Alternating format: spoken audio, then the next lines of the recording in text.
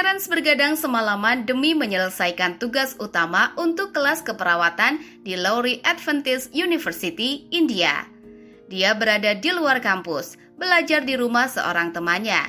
Dia kecanduan teh dan dia menyeruput minuman panas itu sepanjang malam agar tetap terjaga.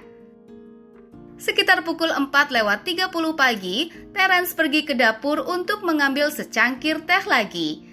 Tapi tidak ada teh yang tersisa.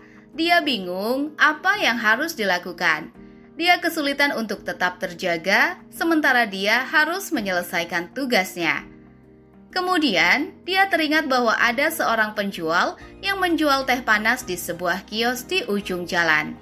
Dia pergi ke penjual teh tersebut dengan menggunakan sepeda motor temannya, dan kemudian kembali lagi untuk menyelesaikan tugasnya.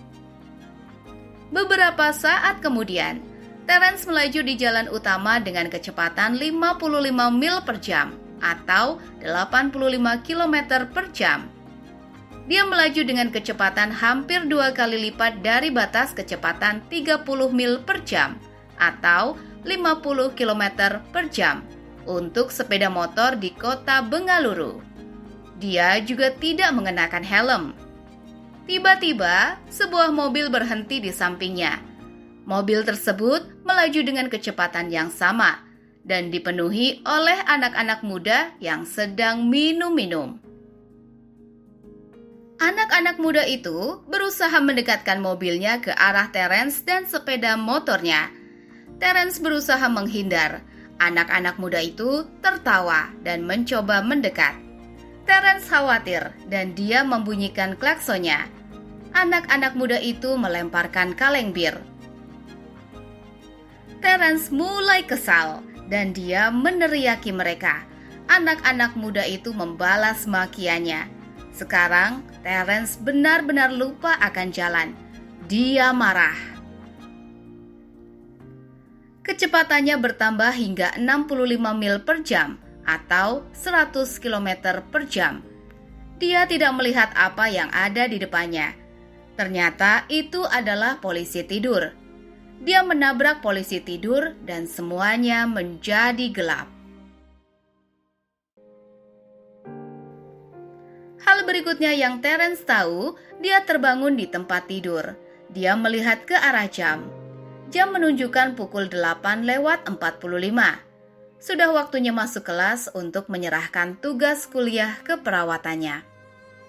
Terence mencoba untuk bangun, tetapi tubuhnya tidak merespon.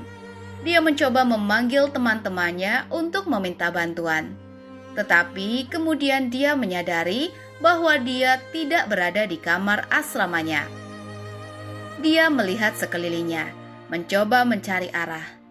Dia tidak mengenali tempat itu. Dia melihat sebuah kalender. Dia ingat bahwa dia telah mengerjakan tugas keperawatan pada bulan Januari.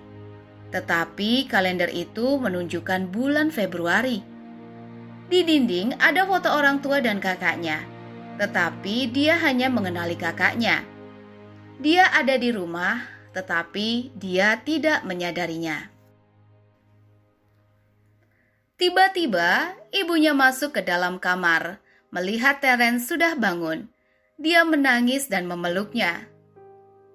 "Ibu sangat senang kamu sudah bangun," katanya. Terence hanya bisa menjawab, "Siapa kamu?" Kata-katanya menghancurkan hati ibunya. Seminggu berlalu sampai Terence mengenali orang tuanya. Orang tuanya dan orang-orang lain membantunya mengumpulkan data tentang apa yang telah terjadi. Pada malam kecelakaan itu, pendeta di Lowry Adventist University menerima telepon dari polisi yang mengatakan bahwa mayatnya.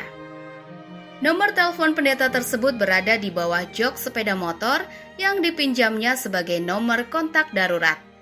Terence terluka sangat parah sehingga butuh waktu bagi orang-orang untuk menyadari bahwa mayat tersebut adalah mayatnya dan bukan mayat temannya yang sepeda motornya ia pinjam.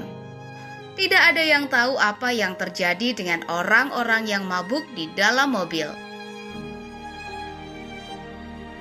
Terence keluar masuk dalam keadaan mengigau selama berhari-hari, dan dia dipindahkan keluar masuk 3 rumah sakit. Orang tuanya sangat terkejut saat pertama kali melihatnya. Mereka juga tidak memiliki uang untuk membayar tagihan rumah sakit. Teman-teman dari Lowry Adventist University membantu dengan uang dan doa. Pendeta sering berkunjung. 3 bulan berlalu sejak kecelakaan itu, hingga Terence kembali ke universitas. Kini, ia adalah seorang perawat. Dia, keluarganya, dan banyak teman di universitas bersyukur kepada Tuhan atas kesempatan kedua dalam hidupnya. Dia telah menunda untuk memberikan hatinya kepada Yesus, dan dia menyadari setelah kecelakaan itu bahwa ia tidak ingin menunggu lebih lama lagi. Saya seharusnya dibaptis sejak lama, tetapi saya merasa takut. Katanya, saya merasa saya harus berhati-hati dengan apapun yang saya lakukan. Jadi saya menunggu untuk waktu yang lama. Setelah kecelakaan itu, saya merasa saya tidak boleh menunggu lagi. Kita tidak pernah tahu apa yang akan terjadi selanjutnya dalam hidup. Dia dibaptis di universitas. Terence mengatakan pelajaran lain yang dia pelajari dari kecelakaan itu adalah untuk berhenti minum teh berkafein. Jika saya harus memberi judul untuk cerita saya menyebutnya teh paling mahal dalam hidup saya. Katanya, itu sangat mahal.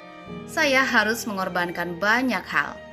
Tetapi sekarang, ketika saya melihat ke belakang, saya akan mengatakan bahwa itu sangat berharga. Saya membutuhkan pelajaran dari Tuhan. Saya perlu dibawa kembali ke jalan yang benar. Nasihatnya kepada orang lain, terutama kaum muda, sederhana saja. Tuhan memiliki rencana untuk setiap jiwa di bumi ini. Dia tidak akan selesai dengan Anda sampai Dia mengatakannya. Bahkan jika Anda merasa bahwa Anda tidak memiliki masa depan, ingatlah bahwa Dia berfirman dalam Yeremia 1 ayat 5. Sebelum aku membentuk engkau dalam rahim ibumu, aku telah mengenal engkau. Saya terus mengulang-ulang ayat tersebut dalam hati ketika saya sedang dalam masa pemulihan. Tuhan memiliki rencana bagi Anda untuk menerima kasih karunia dan belas kasihan dengan cara yang tidak pernah Anda duga atau pikirkan.